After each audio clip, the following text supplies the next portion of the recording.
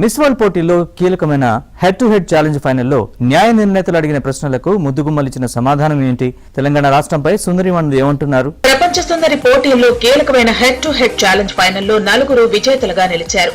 Asia Oceana ఖండం నుంచి తుర్కియో సుందరి ఈదిల్ బెల్గన్, Europe నుంచి వేల్స్ భామ మిల్లీ మా ఆడమ్స్, ఆఫ్రికా నుంచి జాంబియా సుందరి ఫెయిత్ బాల్బా, అమెరికా కరేబియన్ నుంచి మిస్ ట్రినిడాడ్ అండ్ టొబాగో అన్నా లైసే నాన్-10 న్యాయ నిర్ణేతలను మెప్పించి విజేతలుగా నిలిచారు. హైదరాబాద్ ట్రైడెంట్ హోటల్లో జరిగిన హెడ్ టు హెడ్ ఛాలెంజ్ ఫైనల్లో ఒక్కో ఖండం నుంచి 5 చొప్పున మొత్తం 20 మంది పోటీ పడ్డారు. వీరిలో నుంచి తదుపరి రౌండ్ కు ప్రతి ఖండం నుంచి 2 ఎంపిక చేసి వారి వాగ్ధాటి, మేధస్సు, సామాజిక దృక్కోణం ఆధారంగా ఒక్కో ఖండం తరపున ఒక్కొక్కరిని విజేతగా ప్రకటించారు.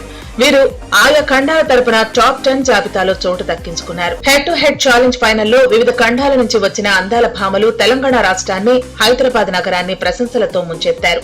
తెలంగాణలో మహిళల భద్రత, సాధికారతపై ప్రపంచానికి మీరు ఏం సందేశం పంపిస్తారు అన్న ప్రశ్నకు Brazil, Suriname, Cayman islands, Guyana, Trinidad and Tobago అందాల భామలు పలు ఆసక్తికర సమాధానాలిచ్చారు. ఇక్కడ మహిళల భద్రతను హక్కుగా గుర్తించి సర్కారు తగిన చర్యలు తీసుకుంటుందన్న విషయాన్ని అందాల భామలు స్పష్టం చేశారు. హైదరాబాద్ వీధుల్లో మహిళలు రాత్రిపూట స్వేచ్ఛగా తిరగటం ఆశ్చర్యం కలిగించిందని, ఇది సురక్షిత నగరానికి ప్రతీక అని ప్రపంచ సుందరిమణులు చెప్పారు.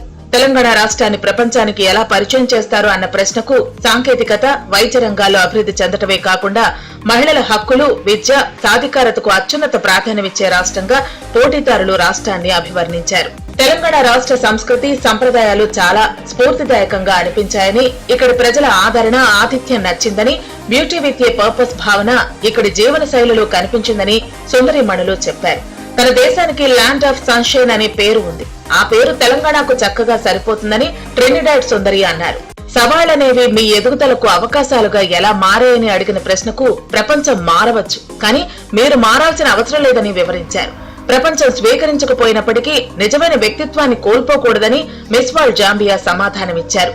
యువత జీవితాలను మెరుగుపరిచేందుకు మీరు ఒక మార్పు అమలు చేయగలిగితే అది ఏంటని అడగ్గా ఎడ్యుకేషన్ అనేది అత్యంత శక్తివంతమైన సాధనమని మిస్ వరల్డ్ వేల్స్ అన్నారు. Beauty with a purpose project తో పనిచేయటం మీ దృక్పథాన్ని ఏ విధంగా మార్చిందని అడగ్గా, క్యాన్సర్ తో తన తల్లిని కోల్పోయిన ఆంకాలజిస్ట్ మిస్ వరల్డ్ తుర్కియే తన దేశంలో క్యాన్సర్ అవగాహనకు మద్దతు ఇస్తున్నారని వివరించారు. వాతావరణ మార్పుపై అభిప్రాయం అడగ్గా, తాను ప్రకృతితో నిండిన భూమి నుంచి వచ్చానని, నేచర్ ను ప్రేమిస్తూ కాపాడుకుంటానన్నారు. పర్యావరణంతో తిరిగి అనుసంధానం కావటానికి మొక్కలు నాటే కార్యక్రమాన్ని చేపట్టానన్నారు.